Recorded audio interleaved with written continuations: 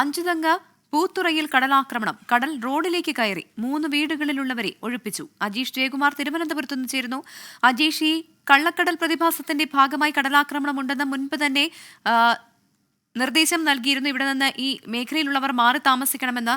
ഈ സാഹചര്യത്തിൽ ഇവിടെയുള്ളവർ മാറിയിരുന്നില്ലേ? എന്താണ് സംഭവിച്ചത്? പ്രവിത പറഞ്ഞതുപോലെ ഈ കള്ളക്കടൽ പ്രതിഭാസത്തിന്റെ ഭാഗമായിട്ട് കേരളത്തിന്റെ തീരദേശ പ്രദേശത്ത് മുന്നറിയിപ്പ് നൽകിയിരുന്നു. ശക്തമായ തിരമാലകൾ ഉണ്ടാകുമെന്നും കടലേറ്റം ഉണ്ടാകുമെന്നും മുന്നറിയിപ്പുണ്ടായിരുന്നു. ഇന്ന് രാവിലെ വരെ റെഡ് അലർട്ട് ആയിരുന്നെങ്കിലും ഉച്ചയോടെ അത് ഓറഞ്ച് അലർട്ടായി താഴ്ത്തിയിരുന്നു. പക്ഷേ രാത്രിയോടെ ശക്തമായ തിരമാല ഉണ്ടാകുമെന്നും കടലേറ്റവും ഉണ്ടായിരുന്നെന്നും മത്സ്യത്തൊഴിലാളികൾ കടലിൽ പോകരുതെന്നും മുന്നറിയിപ്പുണ്ടായിരുന്നു. ഇന്ന് രാത്രി 9 മണിയോടുകൂടിയാണ് ഈ അഞ്ചുതെങ്ങ് ഭാഗത്ത് ശക്തമായ തിരമാലയും കടലേറ്റവും ഉണ്ടായത്. ഈ ഭാഗത്തെ 3 വീടുകളിലുള്ളവരെയാണ് ഇപ്പോൾ ഒഴിപ്പിച്ചിട്ടുള്ളത്. ഇവരെ ബന്ധു വീടുകളിലേക്കാണ് മാറ്റിയത്.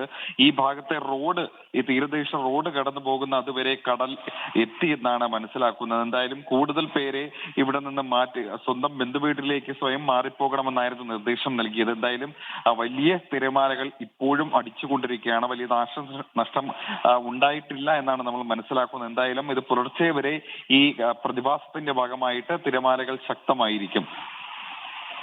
ശരി, അജീഷ് ജയകുമാറാണ് വിവരങ്ങൾ നൽകിയത്. അഞ്ചുതങ്ങ പൂത്തുറയിൽ കടലാക്രമണം. കടൽ റോഡിലേക്ക് കയറി 3 കുടുംബങ്ങളെ മാറ്റിപ്പാർപ്പിച്ചു എന്നുള്ളതാണ് വിവരം.